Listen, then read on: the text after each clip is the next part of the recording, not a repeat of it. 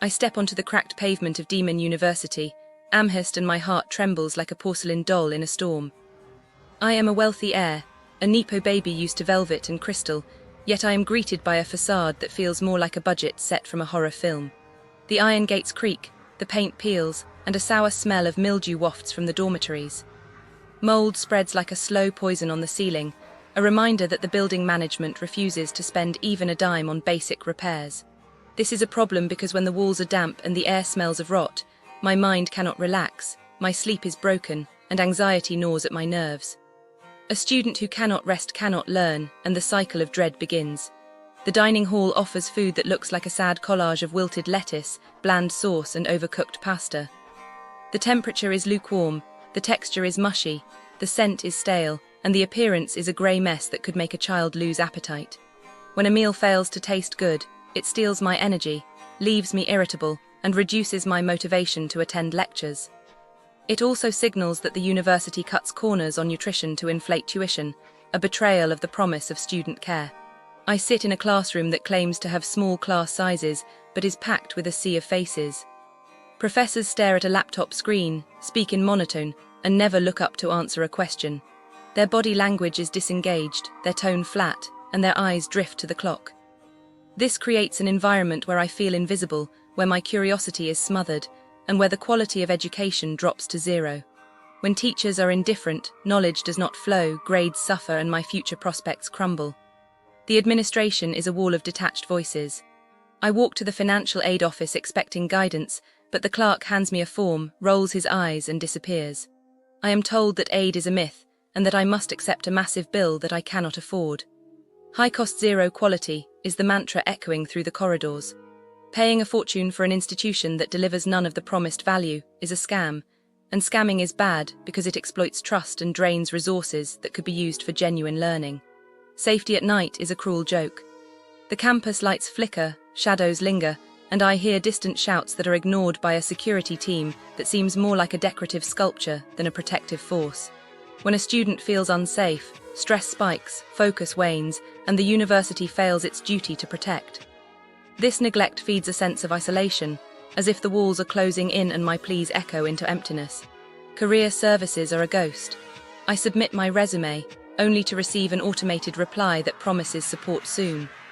Months later, employers cannot recognize my Daemen degree, and I must enroll in extra courses to prove competence. This chain reaction, poor reputation, lack of assistance, extra tuition deepens my financial burden and shatters confidence.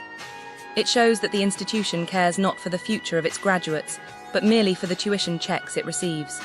Every night I write in my diary, "This place is killing me," because the cumulative weight of mouldy rooms, bitter meals, indifferent teachers, unaffordable fees, unsafe streets, and non-existent career help crushes my spirit. The businesses that cluster around Daemen University Amherst share a common thread of disappointment and frustration, a pattern that becomes clear when the stories of many visitors are stitched together like a torn quilt. They often promise convenience for students and tourists, yet the reality feels more like a series of missed promises and hidden fees that leave a sour taste. First, the whole shopping experience at the local mall feels as if the original sparkle has eroded into a dull playground for teenagers and a restless crowd. The atmosphere is described as dirty, poorly maintained, and at times unsafe, with security that seems to wander in and out like a forgetful guard. Parents notice fights breaking out near children, and the cleanliness of restrooms and common areas is frequently called out as unacceptable. One visitor tried to stay overnight in an RV after getting permission over the phone, only to be woken in the middle of the night by an angry security guard who claimed no one had authorized the stay. The sentiment is that the mall has turned into a place where you need to watch your step, watch your wallet, and perhaps bring a night light for the uneasy feeling that lingers after dark. The name of this shopping complex is Walden Galleria, and it stands as a warning that what once was a pleasant retail hub now feels more like a forgotten hallway of inconvenience. Moving from retail to relaxation, the local spa that brands itself as a day of indulgence repeatedly fails to deliver the soothing retreat it promises. Guests recount massages that are cut short, started late and ended early, leaving them feeling rushed rather than refreshed. The sheets are described as stained, the oils as overpowering, and the pressure applied as either painfully harsh or painfully light.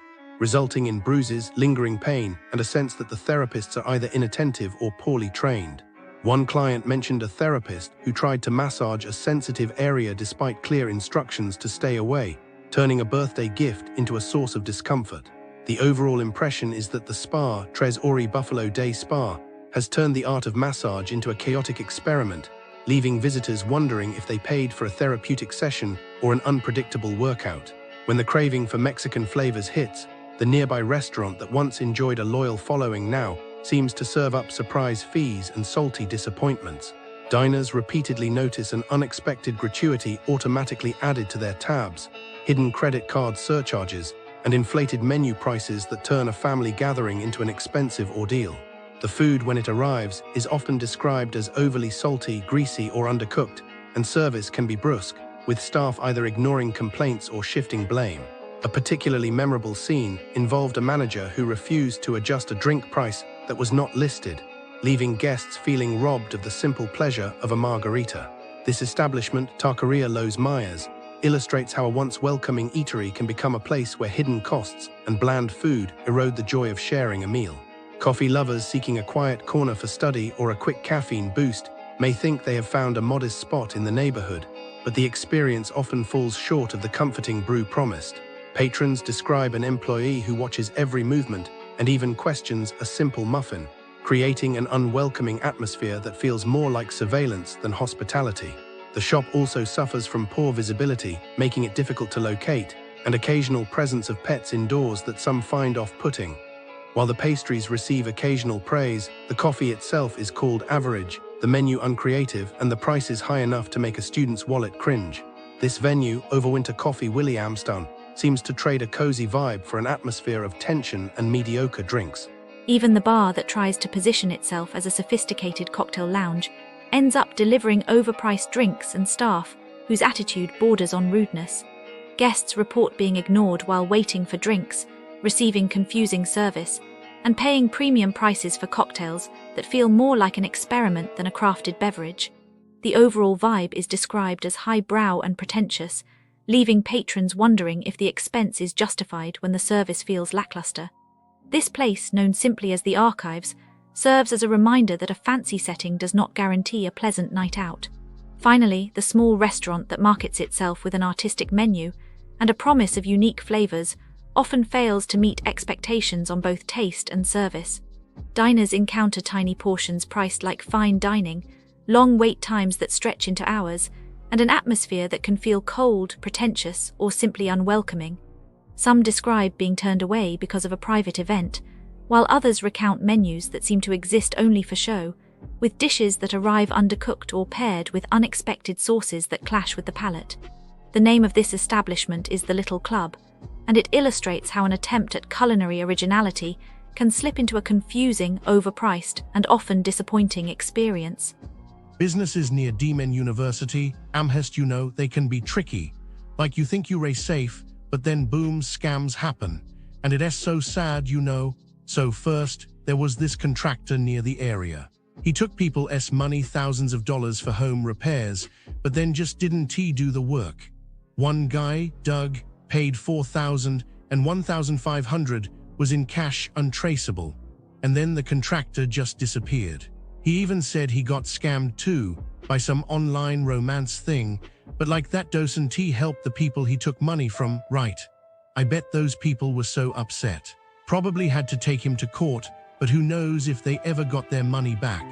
And the contractor, probably still out there, doing the same thing to someone else. Then there's the stores. Oh my gosh, the stores near Daemen University, Amherst, they get hit by these big theft rings. Like, groups of people just walk in, take everything, and leave. And it's not just one store, it's many. The police said it's getting worse. So if you're a tourist shopping there, maybe stuff is missing, or prices go up because stores lose so